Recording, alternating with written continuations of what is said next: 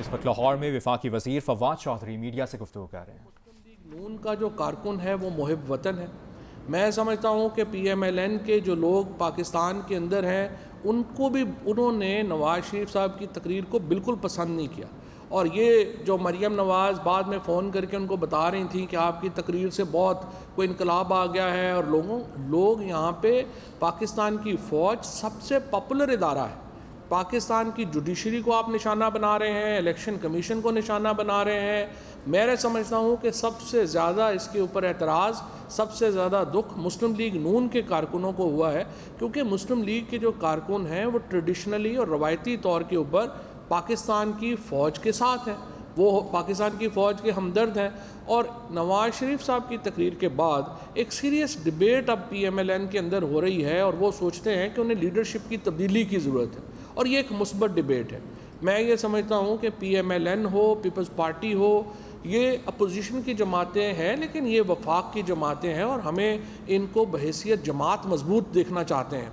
और इसका बेहतरीन तरीका यही है कि उन एलिमेंट से ये जमातें जान छुड़ाएँ जिनकी वजह से इनके ऊपर भी और पाकिस्तान के ऊपर भी मुसीबतें आ रही हैं। तो मुझे उम्मीद है कि मुस्लिम लीग नून के जो कारकुनान हैं वो नवाज़ शरीफ साहब को जल्द अपनी मुकम्मल तौर शरीफ फैमिली को अपनी क़यादत से अलहदा करेंगे और एक नई मुस्लिम लीग नून बनाएंगे। And I wish them best of luck.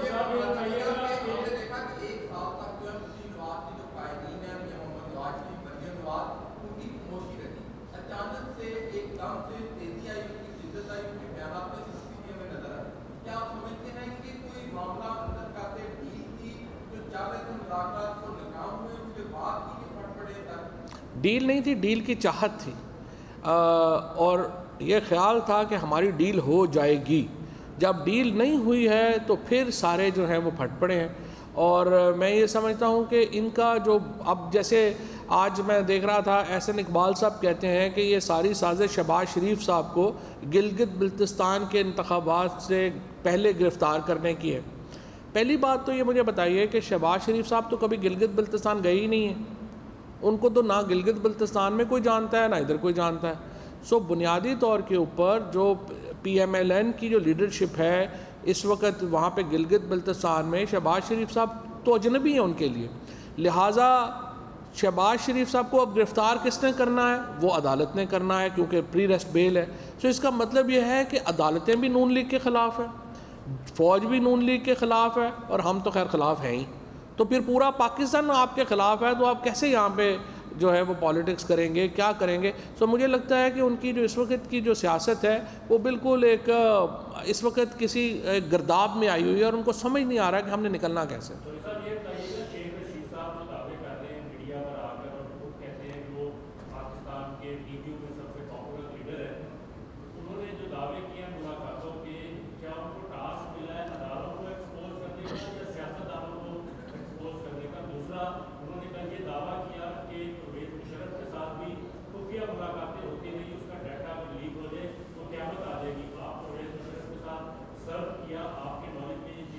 अच्छा, बदकिस्मती से मैंने मुशर्रफ साहब के साथ सर्व नहीं किया। सो ये बात शेख रशीद साहब को पता होगी, क्योंकि शेख रशीद साहब पॉपुलर आदमी तो हैं, इसमें तो कोई शुबा नहीं।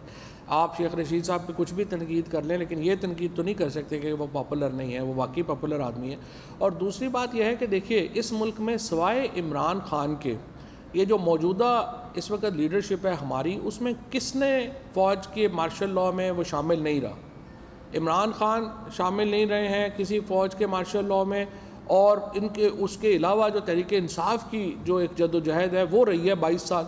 वरना पीपल्स पार्टी का जन्म भी जो है वो मार्शल लॉ की कोख से हुआ है, PMLN का जन्म भी मार्शल लॉ की कोख से हुआ है। और 22 साल की अगर जद्दोजहद किसी लीडर ने की है और इक़्तिदार से बाहर रह के की है, वो तो इमरान खान ने की है। लिहाजा अगर आप पाकिस्तान को अगर आप ट्रूली डेमोक्रेटिक कोई लीडर देखना चाहते हैं तो वो तो इमरान खान है। बाकी लोग जो हैं वो तो हर जगह के ऊपर उन्होंने मुलाकातें भी की हैं। झगड़ा नवाज़ शरीफ साहब का क्या है? नवाज़ शरीफ साहब का कोई उसूली झगड़ा तो नहीं है फ़ौज से। झगड़ा तो सिर्फ ये है कि जब हमने अपने पैसे जो बाहर रखे हुए हैं, फ़ौज और अदलिया हमारी मदद क्यों नहीं कर रहे उन पैसों को बचाने के लिए? और तो कोई झगड़ा नहीं है।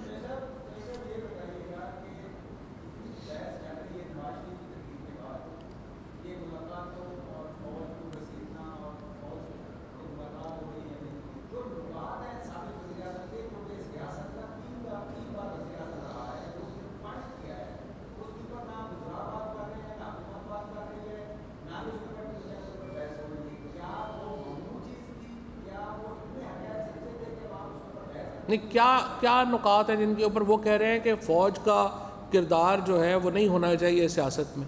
फ़ौज का किरदार नहीं है सियासत में। पाकिस्तान तहरीक इंसाफ की इलेक्टेड गवर्नमेंट है, फ़ौज पाकिस्तान का इदारा है। देखिए, नवाज़ शरीफ साहब का मकसद ये नहीं है कि वो बड़ी कुछ जमहूरियत के लिए वो खड़े हो गए हैं। उनका मकसद ये है कि हम फ़ौज के ऊपर इतना दबाव डालें, जो प्राइम मिनिस्टर साहब ने भी कल बात की है, कि फ़ौज जो है वो जिस तरह का उसका माजी का रवायती सियासी किरदार रहा है पाकिस्तान के अंदर, उस तरफ जाए। नवाज़ शरीफ साहब को जमहूरियत की खिदमत के ऊपर कोई यकीन नहीं रखते, आज भी वो तो डीलें तलाश करते फिर रहे हैं। उनका क्या प्रॉब्लम है फ़ौज के साथ? और फिर दूसरा, जो हम हुकूमत है, हम फ़ौज के और जुडिशरी के जो किरदार है हम उसको अप्रिशिएट कर रहे हैं। देखिए, जुडिशरी के अंदर रोज़ाना हमारे ख़िलाफ़ रिमार्क्स आते हैं। एक चीफ़ जस्टिस साहब कहते हैं आपको हुकूमत नहीं करनी आती, कोई चीफ़ जस्टिस साहब कहते हैं कि ये एहतसाब का अमल जो है वो मुनासिब नहीं है, लेकिन हम तो रिएक्ट नहीं करते। हम इसलिए रिएक्ट नहीं करते हैं, नवाज शरीफ साहब को क्या प्रॉब्लम है? 93 देखिए, उन्होंने सबसे पहले आसिफ नवाज जंजुआ साहब को आर्मी चीफ मुकर्रर किया, उनसे उनकी लड़ाई हुई। वहीद काकड़ साहब को मुकर्रर किया, उनसे उनकी लड़ाई हुई। जहांगीर करामत साहब से को मुकर्रर किया, उनसे उनकी लड़ाई हुई। उसके बाद परवेज़ मुशर्रफ साहब को मुकर्रर किया, उनसे उनकी लड़ाई। अब अगर 150 आदमी एक तरफ है और नवाज शरीफ साहब अकेले एक तरफ हैं, तो कोई गलती तो नवाज शरीफ साहब की भी होगी ना। ये तो कोई बात नहीं हुई कि वो इतने बड़े फरिश्ते थे और सारे दूसरे जो हैं वो ख़राब थे। और मैं समझता हूँ कि अगर जनरल बाजवा साहब जैसे खुले दिल के आदमी के साथ अगर कोई नहीं चल सकता और उसको उस पर भी गिले हैं, वो फिर किसी के साथ नहीं चल सकता।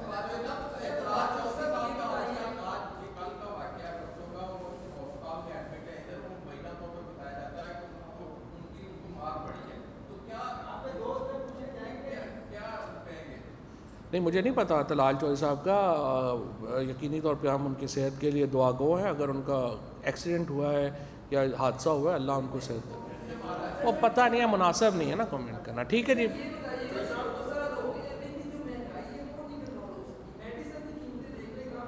देखिए, मेडिसिन की कीमत मैं आपको, जो 94 मेडिसिन हैं जिनकी कीमत बढ़ी है। अब ये 94 मेडिसिन की कीमत क्यों बढ़ी है? क्योंकि इनकी कीमत 15 से 20 साल से इन मेडिसिन की कीमत में इजाफा नहीं हुआ था। उसका नतीजा क्या हुआ? जो फार्मा मैन्युफैक्चरर्स हैं उन्होंने ये दवाइयाँ बनानी छोड़ दी। वो बनानी छोड़ दी तो क्या हुआ? ये सारी दवाइयाँ ब्लैक में अवेलेबल हैं।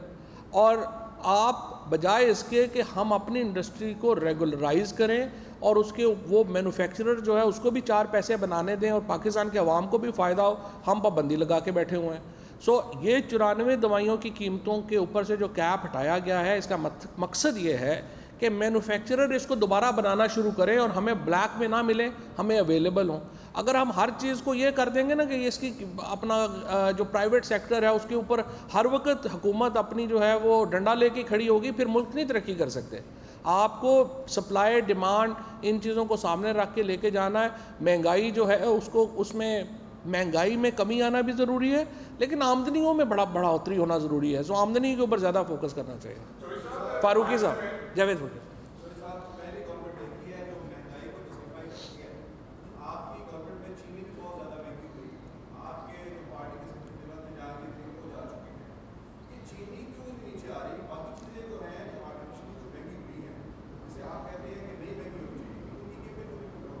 चीनी तो नीचे, कीमत इस हफ्ते भी नीचे आई है, पिछले हफ्ते से नीचे आना शुरू हुई है। अब इंपोर्ट जो है वो उसके ऊपर जो है, चूँकि उनका सारा जहाज़ जो है यहाँ पे पहुँचने शुरू हो गए हैं, तो आप देखेंगे कि इंशाल्लाह वीट की कीमत में भी कमी आएगी और चीनी की कीमत में भी कमी आएगी, जो पहले से आना शुरू हो गई है।